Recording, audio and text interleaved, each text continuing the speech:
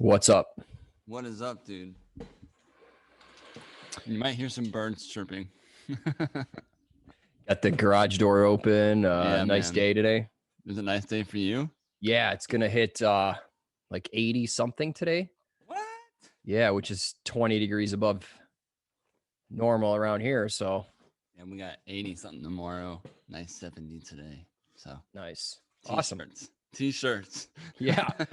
Dude, No hoodie. I'm wearing flip-flops. The garage is at 70 right now. It's warm, man. So Fantastic, dude. yeah. Think. Yes. Sweet. I need a bottle opener up in here. What? That's what I need. A cool little trick. Yeah, it only works with two. I only got one. So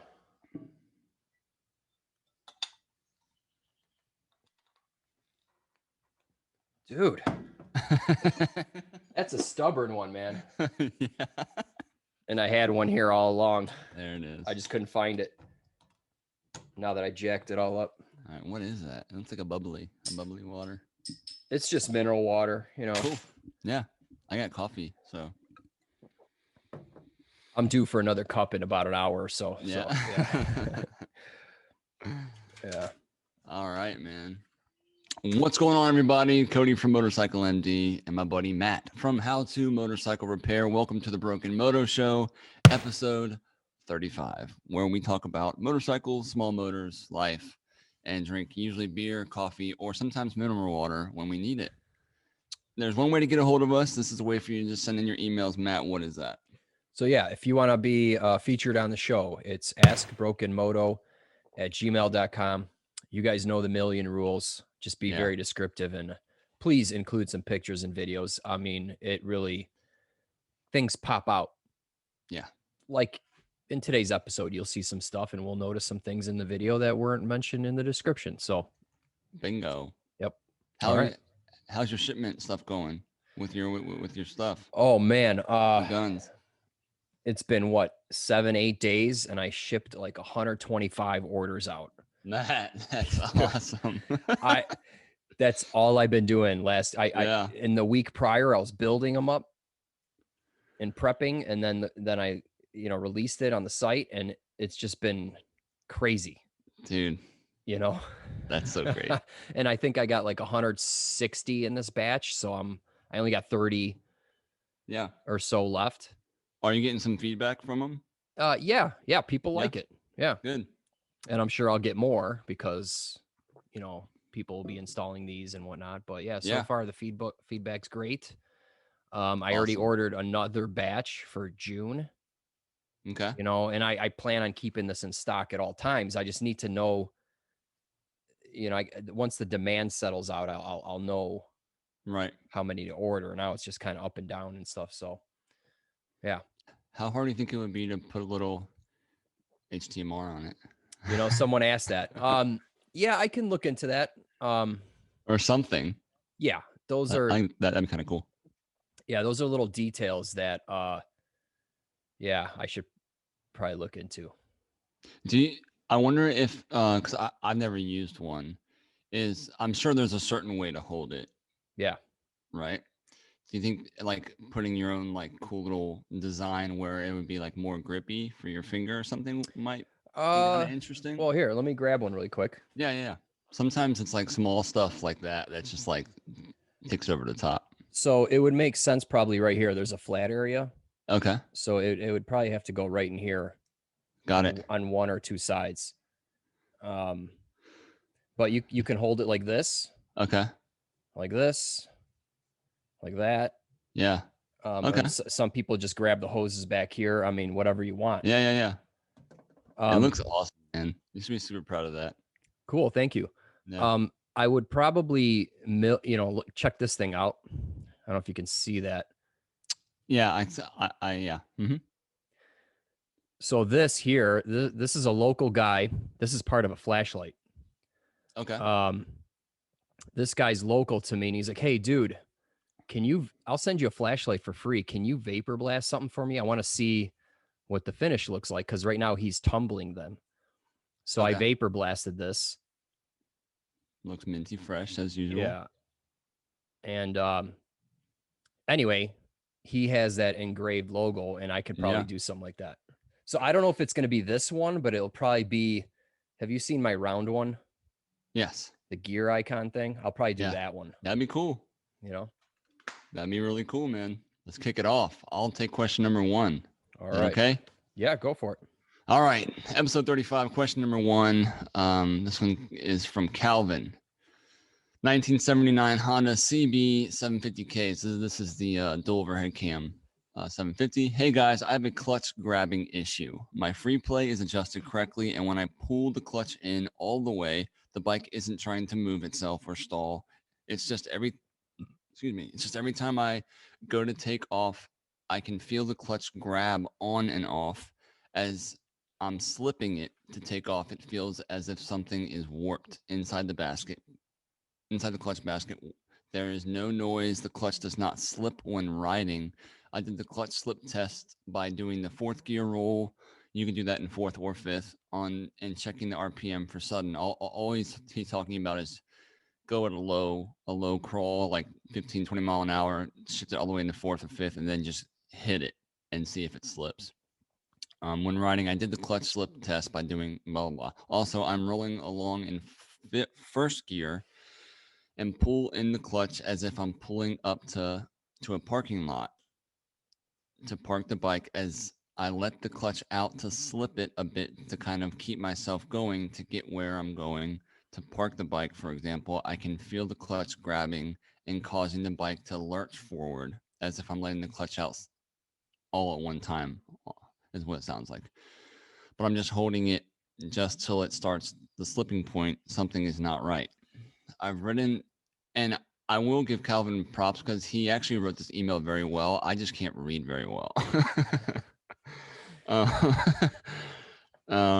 I've ridden a lot of motorbikes and the dirt bikes over my time, and if there was a clutch issue, either the clutch slips and the bike won't go anywhere, or the clutch won't slip at all and the bike just stalls. It's just somewhat true.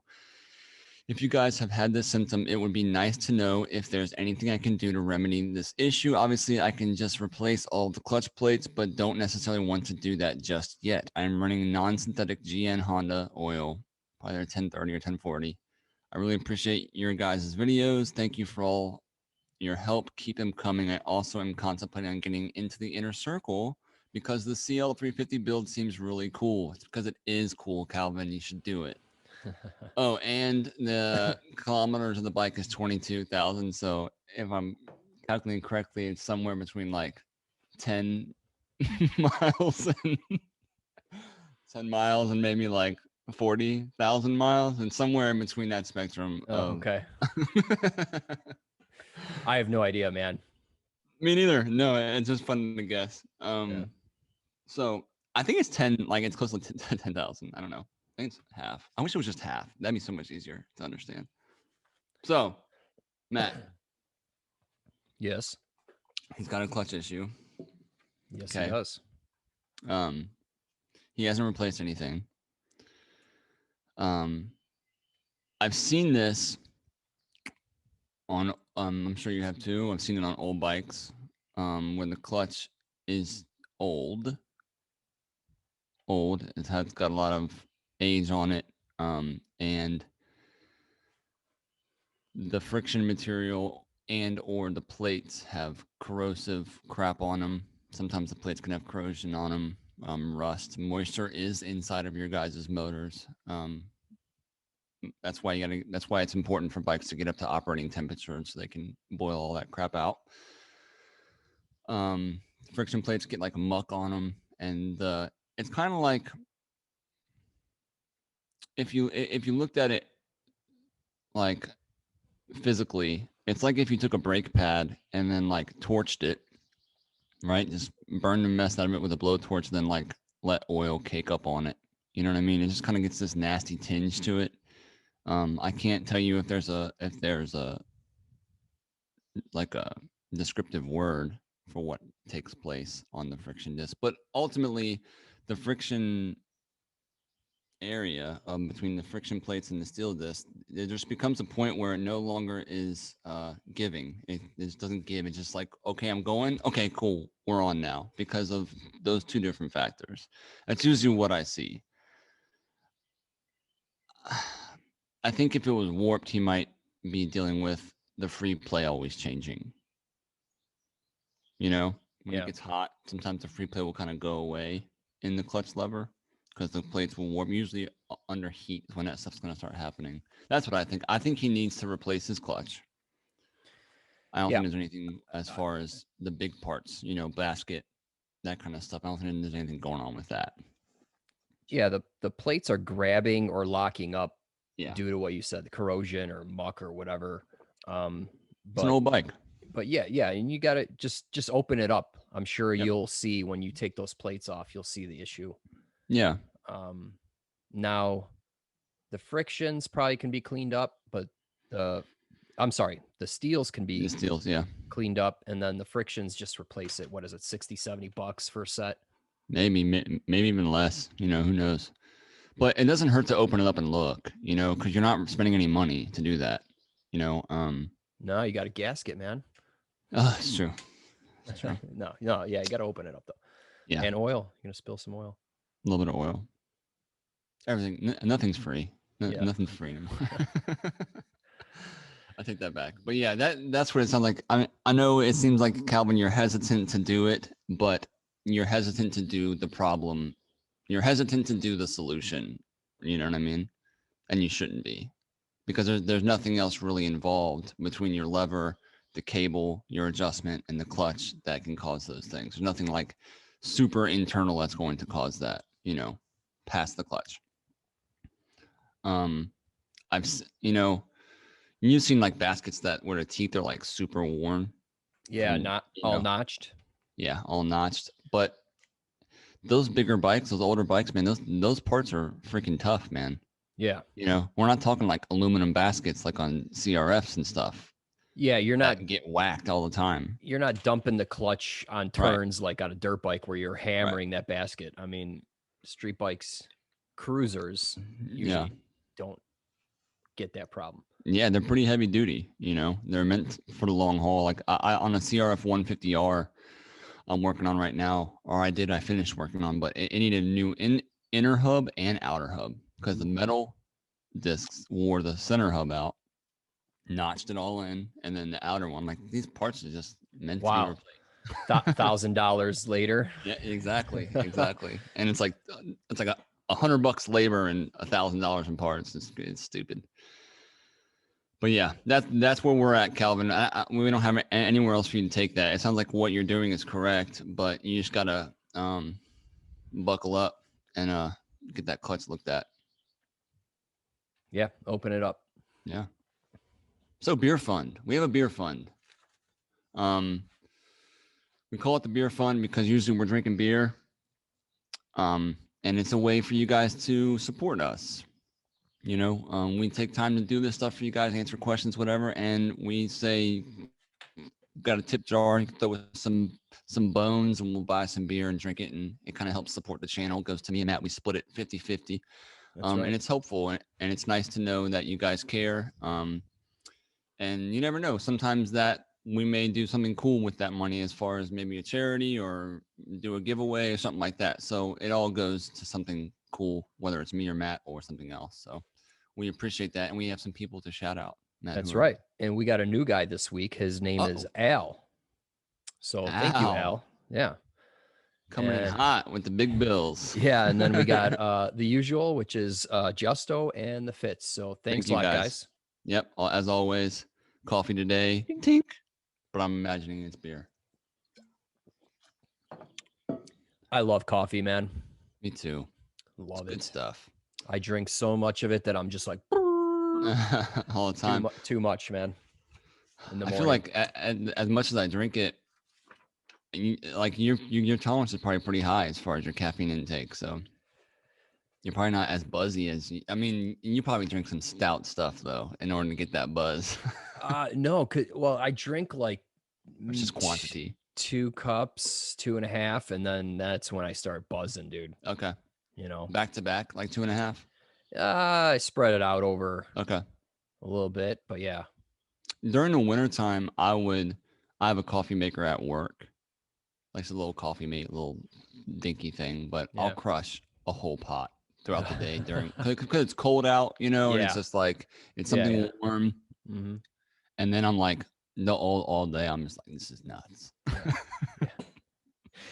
Yeah. I don't like when I get to flying mode, dude. I'm like, Mm, you're like, you're all over the place, can't concentrate. It's just too Yep. much. But dude, I love the taste of coffee, man. It's good, man. So What's the latest you'll drink coffee? 3 or 4. 3 or 4? Okay. I regrettably push it to 7 sometimes, and it's just a bad idea. PM? Yep. Oh, dude, you're nuts. Wait, PM? That's crazy. Oh, man, I know it is. It's always a bad idea. I've been getting better with that. Yeah. Because sometimes, you know, I get home from work at like 5:30, 5:45. I'm like, man, I got a lot to do. You know, I got a lot to do, and I'll start a cup of coffee, and then I'll forget. And I'm like, I made it. You know, I might as well drink it. Yeah. Yeah. So I find another thing that gives me energy is like, don't eat a lot. okay. Like if you eat light all day, Yeah, because then your digestive system doesn't have to work for sure. at all that crap you put in there. I think there's a lot to that, especially if you have Yeah. like for a while I was like loading down on lunches, and my whole day was shot. Yeah. You want to take a nap afterwards. Yeah. Right. I'm Yeah. like, this is stupid. I shouldn't have eaten that much. Whatever. Right. So, Yeah. dude, I've been crushing some tropical smoothie. I don't know what it is about their Baja chicken wrap and a smoothie. It's like the perfect meal. It's like $10, $12, but it's perfect. Nice and light. Nice and light, man. Cool. All right. Question 2, hit it up. All right. This is from Steven. Hi, Cody and Matt. Love your videos, and I find I learned something new in each video, and I hope you can help me with an idling problem I am having. I'm from the UK and have a 2017 Kawasaki Vulcan 650S with 16,000 miles on it. I have had the bike for 8 months and put 900 miles on it. In the last 2 weeks, my idle speed has been bouncing up and down from 1,500 to 1,000 and back as shown in the attached video. My first thought was to adjust the idle screw, but that did not help. I even tried turning it up to 3,000, but that did not help, though I can keep it stable if I use my throttle. In the first month, I changed air and oil filters, spark plugs, headlight for LED, and added a temperature monitor and USB socket, both powered by its inbuilt accessorized circuit, and had no problems till the idle started to play up. On the forum, a few people said to pull the O2 sensor, but that did not help. Hope you can help, and thanks. Does he have a video for us? Yeah, so let me All right. I feel like this would be fuel injected, right? 2017. see it? Yeah, got it. All right, now I got to use my mic for the Yep. All right, so it is fuel injected.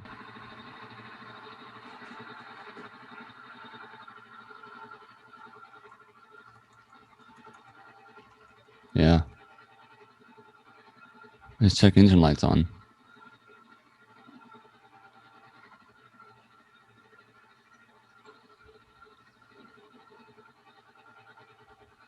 $14.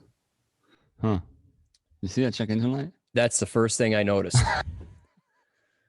Or the MIL light? Yeah, so right here. The ABS light's fine. Yeah, that has nothing to do with what we're talking about. But this guy right here, it's throwing a code, right? Something. It's something with the program fuel injection.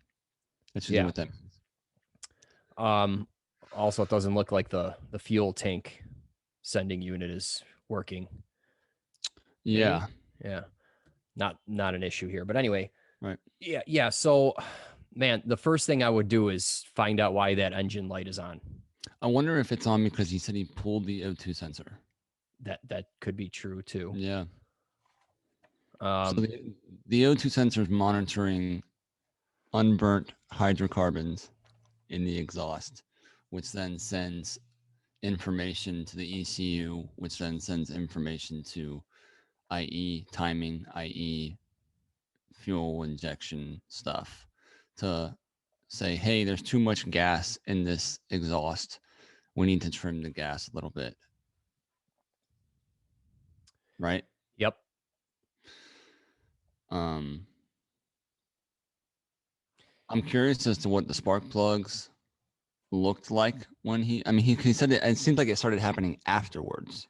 Yeah. So that, sorry, I was going to make another comment. Since he was in there messing around with the spark plugs, the headlight, did he knock like a vacuum hose off or something? It's possible. Maybe you got a vacuum leak. So double check all your work. Maybe you'll hear some hissing if that's the case. That's about all I can offer, I think. I mean, the check engine light, possible vacuum leak. I don't deal too much with fuel injection stuff. Yeah. So one thing I tell all the members and stuff, because on the membership, it's a good place for people to ask questions via either the Facebook page or something like that, and they'll pop in and out on the Facebook page and ask a question, and it's usually the first thing I always say is, what was the last thing that you did, right? And like, because it's always like, hey, I did this, this, and this, and now my bike does this. Like, well, it was the last thing that you did is what's now causing that. I'm curious to know what kind of spark plugs he used, because there are bad spark plugs. Even though they're fresh out of the box, people tend to think that, everything is perfect and that that shouldn't be a problem because they were brand new, but that's not always the case. Ask anybody who's bought a battery before, I've seen bad NGK plugs. I've seen if he put like Bosch in there or something weird.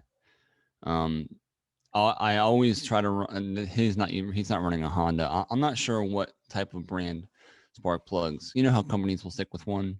Yeah. I'm not sure what Kawasaki does. I think all the Japanese bikes usually go with NGK. NGK. Yeah. What's the other one? It's because some Hondas come factory with another brand. Champion. No, it's not Champion. Autolite. No, those are all American brands. They wouldn't. Yeah, those are all American. I want to say Denso. Denso. That's what it is. That's what it is. Good job. And we always replace those because sometimes they just go to crap. So I'm curious as to what could also be is if the bike has like some type of old gas in it, or if maybe he went to a different gas station, and the gas that he got was just kind of not something was wrong, something was up. Curious of that. So I'm curious of spark plugs. I'm curious of that, but he needs to clear that MIL light. He needs to figure out how to clear that or read the MIL, that check engine light, and see what it says. I think it's because of the O2 sensor, but so how would you read the codes on that? No idea. Every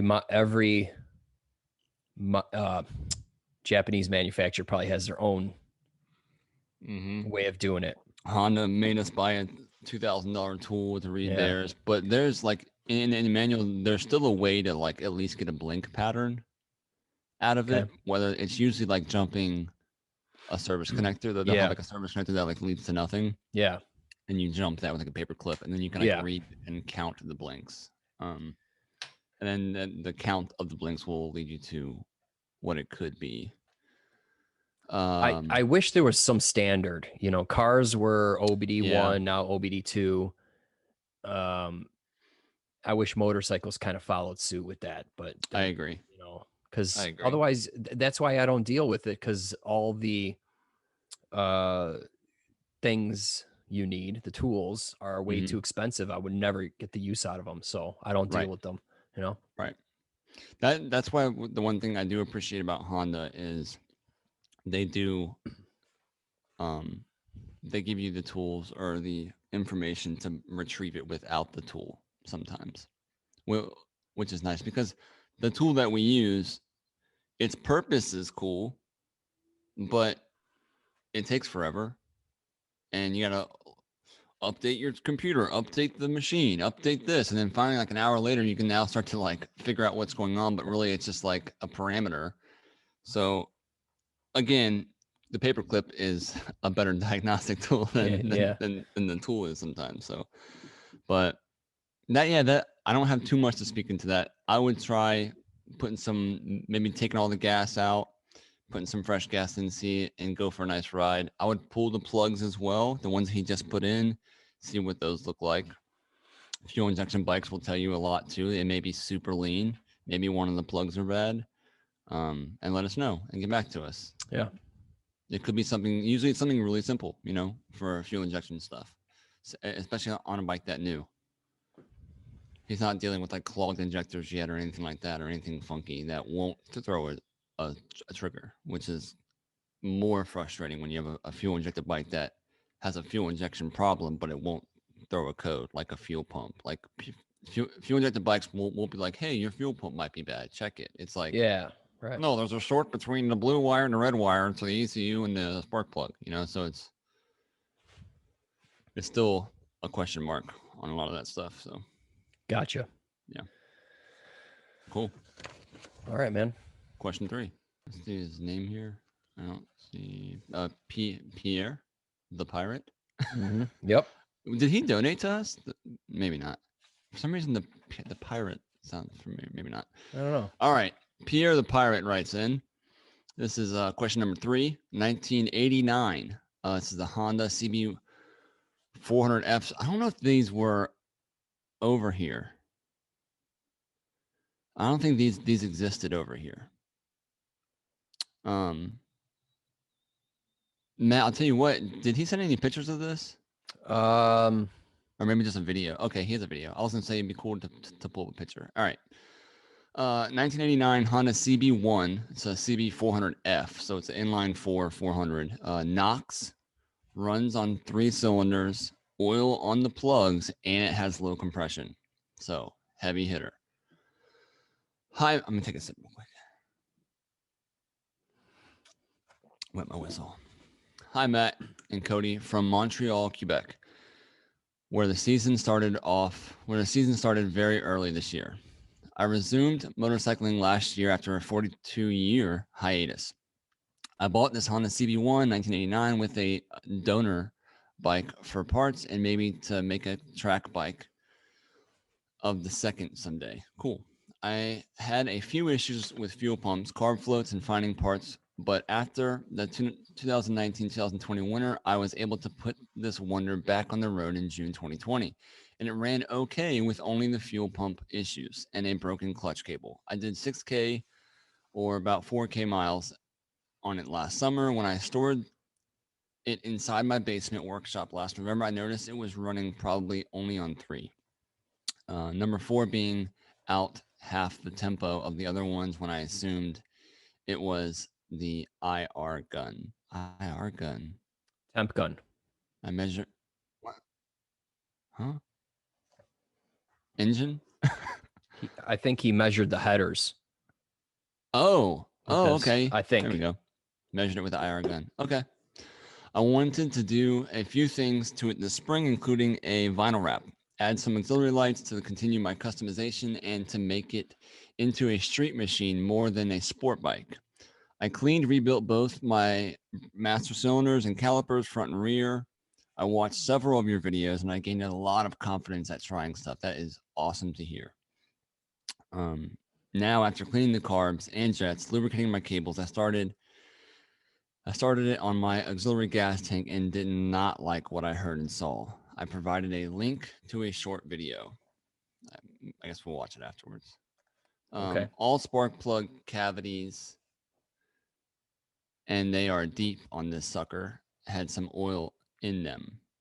Number 3 and 4 had on the plug itself, and they were very dark and wet. Compression is much lower than when I bought the bike and tested it last. It was 150 on all 4, and now it's around 180.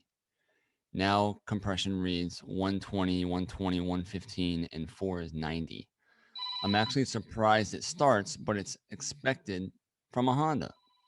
I attached a picture of the plugs. The number 3 diaphragm vacuum piston is not moving at all, even when I full throttle and or full choke. See video. Questions. Head gasket, broken valves, valve clearance. This one uses gears, no chain. Oh, very interesting.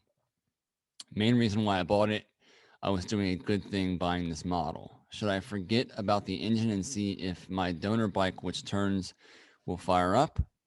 It is in pieces right now, and I can probably put it back together during 1 week vacation. Long question, I know, but if you guys are running low on them, maybe you'll tackle mine. Thanks, Pierre the Pirate. Topping up if not too late with the miles. Bike has 22,000 on the counter. Thanks. Very weird. Very interesting how quickly this thing. I mean, it's not too quick. 6,000 miles. He said he put 4,000 to 6,000 miles last summer. All right, you have a video. Let's see it. All right, wait, I got to pull this one up here. Yeah. Hold on. So rode fine, 4,000 to 6,000 miles last summer. Then he stored the bike. That's enough miles for something to go bad. Usually, if something is really wrong, it'll go bad within like the first 100 miles. You know what I mean? Like if you forgot to put oil in it or something. Very interesting bike. 404 with a gear train instead of a cam chain.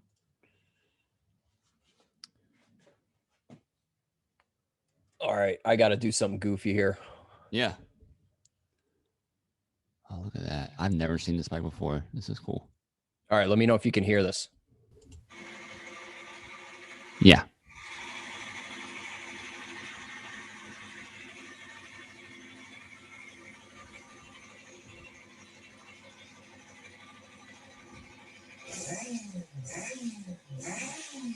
Look at number 3. Yeah.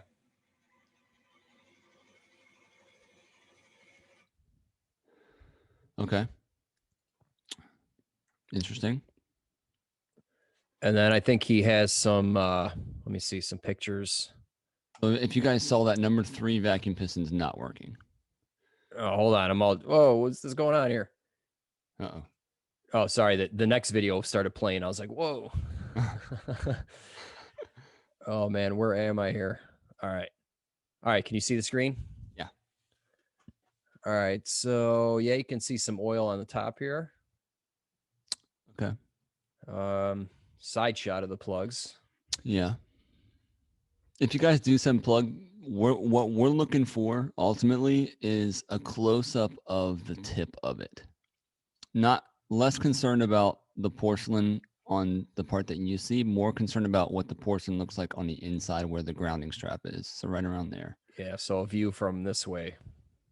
Yeah. So the plugs looked old. They got a little heating going on. You can see that little brown ring around the porcelain that you can see. So the oil he was talking about is on the plug itself, not. I was thinking that it was like a valve cover and the oil was seeping down onto the plug. So yeah, he's talking internal. That sounds like so this probably has a valve cover and then the 4 donuts, right? Or yeah, that's whatever. what I'm thinking. Yeah, so those are leaking. So it's just a valve and cover. They're super deep. It's like a CBR. There's like way far in there. Yeah, so this is him. Hey man, I'm digging cool. the flannel. Yeah. Cool bike, dude. That looks like, it almost looks like the 919. Like, it's just cool that Honda put those bikes out. I wish they would come here, but so this is the actual bike. And that's got to be it. Cool. Yeah. All right. So, what do you think? What do you think are the steps that he could take from here? Okay, on which problem? I would say, all right.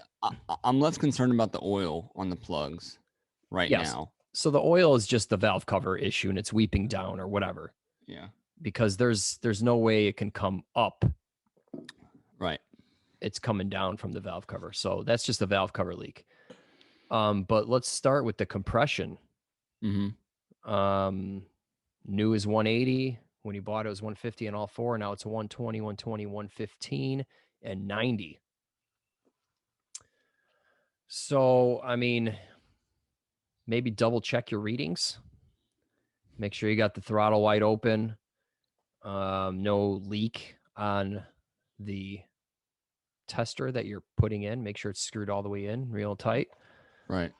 And the reason why Matt's saying that is because these numbers matter, so like ultimately this plans the attack. That's why it's really important to double check this stuff, because God forbid the reader was wrong and you're like, well, I had to go into the motor, but Right. the reader was wrong. So, I mean, if you verify your numbers and that's what they are, if you double, triple check it, now move on to a leak down test. Yeah. You don't necessarily need a leak down tester. You can just take the Schrader valve out of your compression tester and just shoot a little bit of air in there, 20, 30 PSI at TDC. And you can probably listen to where that air is going, intake valve, exhaust valve, or remove the oil cap and see if it's coming out of there. Yeah. So, Whenever you guys get bad readings like this or low readings, the next step is going to be a leak down, because that is your way to find out where the compression's leaking. Yeah, where's the air going? Yeah. Or, I mean, on a liquid cooled bike, you can open the radiator cap and see if it's bubbling in your coolant. But yeah, I doubt even then it's. I've never like that works really. I feel like I've seen it more on automobiles. I've never found a bike that I've done that to and been like, oh, there's air bubbles coming out of the radiator. It's usually like coolant will start to leak. That's what I've seen. Like it's like a head gasket thing. Yeah. But yeah. Yeah, I haven't seen it either. I just mentioned it. I mean, you always read about it. Yep, you do. And then, I mean, since you have to address the valve cover leak, probably be a good idea to check valve clearances. Yeah. I mean, the leak down test may uncover saying, oh, it's pissing out of the exhaust valve or whatever. Then you take the valve cover off and you might have a tight clearance or something. And there you go. There's your problem. So that will get your compression up, right? Yeah. And then something's up with that number 3 carb. I mean, that vacuum, the piston's not moving. I don't know what's up with that, but it's not moving at all. Yeah. It's like stuck, or it's got a hole in it, or something's going on there, man. So you're gonna. I know you said that you rebuilt them. I don't know the timeline of that video when you rebuilding them, but the number 3 vacuum piston should be moving just like the other ones were. And that would cause the cylinder to kind of bog and not operate. It wouldn't mess with compression. right? But yeah, what Matt says, leak down is your next step. Be careful on leak downs when you're at top dead center compression. Usually you want to have a buddy help you, or just be mindful of what can take place. Like when you rotate the crankshaft to top dead center for that cylinder and you apply, let's say you don't have a way to throw small amounts of air in. Sometimes people have a compressor that just goes 100, Yeah, it's going to roll over. It's going to roll over, and you just got to be prepared for that. Or it may not, but a nice breaker bar on the crankshaft, because if that air, 100 psi is enough to push the piston back down, and that can take a wrench, go fing, and it'll throw it off. So just be prepared for that. Maybe have a buddy, have one of you hold the crankshaft with a breaker bar, and then have you go ready, and you apply that pressure, and then you guys can start to listen. Sometimes I'll rotate it kind of like that back and forth to make sure I'm at that top dead center. But exactly what Matt said, listen inside the carburetors. That would be some type of intake blow by past the valve. Listen out of the muffler. Put your ear up to the muffler. You might hear just like someone just psst, blowing air past you, or do the crankcase, and that will be a thing. It's just very interesting to me as how this collapsed so fast. I wonder the condition of the air filter that it was in, because it's like usually if something drops in this type of compression so fast and you're using good oil and it's being lubricated, usually it's what the motor is taking in which affects the cylinder ultimately. Dirt, dust, debris, sometimes what we found on like lawnmowers or scooters, Matt, those big thick breathers that come off of carburetors, they're usually like one type of breather hose that comes off of like one of those single carburetors off of a scooter, or it usually goes right into the airbox. Okay, like the air duct or whatever. It's like, yeah, it's like a vent breather for the carb. It's usually like one big vent Okay. line that comes off. We've seen those atrophy and break down, and those will start to suck in dirt, and that dirt goes straight into the cylinder. And we're Yeah. like, why are we adjusting valves on a Metropolitan 10 times in a year, and that hose is gone? You know what I mean? It's Gotcha. not going into that filter. And it just wears out the valves. It wears out the valves and it wears out the cylinder. And it does the same thing on lawnmowers too, for any guys who push those. Yeah, so leak down's his next step.